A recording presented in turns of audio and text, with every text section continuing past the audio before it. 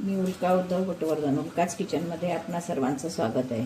मी आज आपल्याला छानपैकी चटपटीत असं तोंडी लावायला कांद्याचं लोणचं दाखवणार आहे. त्याच्यासाठी हे मी 2 कांदे घेतले. आता हे मी कांदे चिरून घेणार आहे. कांदा आपल्या आवडीनुसार बारीक जाड कसा हवा तसा चिरून घेतला तरी चालतो. ह्याला थोडा जाडच चिरतात, पण मी बारीक चिरणार आहे कांदा. बारीक चिरला की त्याला मसाला व्यवस्थित लागतो. आपण जे काही तिखट मीठ घालू ते व्यवस्थित लागतं. त्याच्यामुळे मी कांदा चिरताना बारीकच चिरणार आहे. दाखवते तुम्हाला चिरून. अगदी झटकन तोंडी लावणं होतं.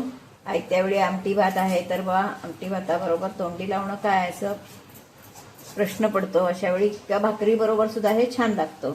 आता पावसाळा सुरू झाला की कांदा थोडा खराब होतो, त्याच्यामुळे तो व्यवस्थित त्याचं सगळं काढून असा साफ करून घ्यायचा व्यवस्थित.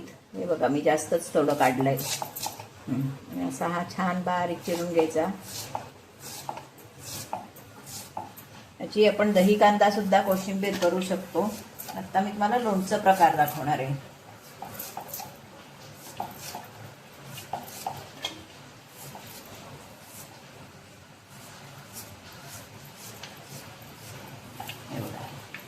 असा मी सगळा कांदा आता चिरून घेते. झालाय. आपण इकडे फोडणी करणार होत्या लोणच्यासाठी.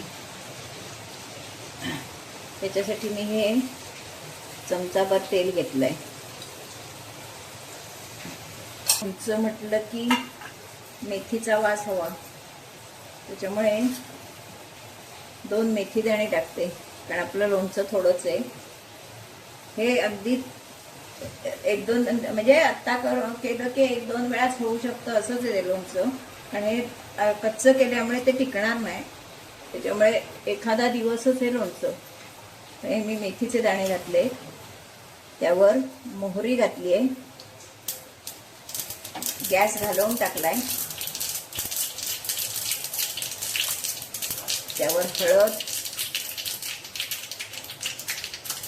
लोणचं म्हटलं की हिंगाचा वास हवा, हिंग. थोडं लाल तिखट फोडणीत टाकते आणि थोडं वरती टाकणार आहे.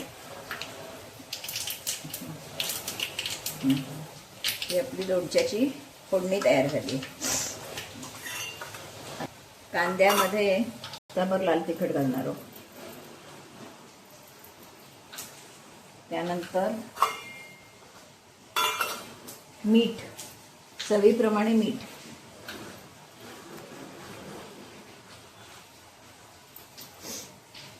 आणि हा मी लिंबाचा रस घालणार आहे. आपण आता छानपैकी कालवून घेणार आहोत. शक्यतो हे हातानंच कालवायचं, कारण त्याला व्यवस्थित लागलं पाहिजे मसाला म्हणून. तिखट आपल्या आवडीनुसार घालायचं. ज्याला कोणाला भरपूर हवं असेल तर अजून घालू शकतो तिखट, पण आम्हाला बेताचं तिखट लागतं, त्याच्यामुळे मी तिखट कमी घातलंय. साहित्य तुम्हाला समजणं गरजेचं. ह्याच्यावर आपण छानपैकी आता फोडणी देणार आहोत. अगदी चटपटीत असं आयत्या वेळी होणारं कांद्याचं लोणचं. ही आपण फोडणी घालणार आहोत.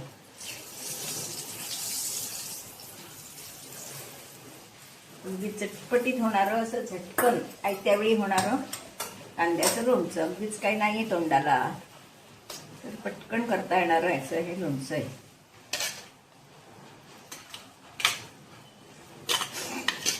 तिखट हवं तर अजून वाढवू शकतो. पण आपण एका बाउलमध्ये काढूया.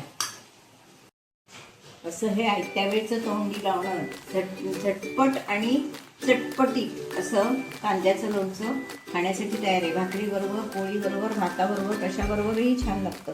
हे झटकन होणारी रेसिपी नक्की करून बघा, कारण या सगळ्या गोष्टी प्रत्येकाच्या घरात असतात. कारण माझ्या जवळजवळ मी सगळ्या रेसिपी दाखवते ज्या घरातल्या साहित्यातच असतात, म्हणजे वेगळं काही मुद्दा मांडावं लागत नाही, अशा मी तुम्हाला रेसिपी दाखवते. त्याच्यामुळे तुम्ही नक्की बघा आणि आवडलं तर जरूर करून बघा. आवडलं तर मला कमेंट बॉक्समध्ये कळवा. लाईक करा, शेअर करा, सबस्क्राईब करा, बेल आयकॉन बटन दाबायला विसरू नका, म्हणजे माझ्या येणाऱ्या नवनवीन रेसिपी तुम्हाला दिसू शकतील. धन्यवाद.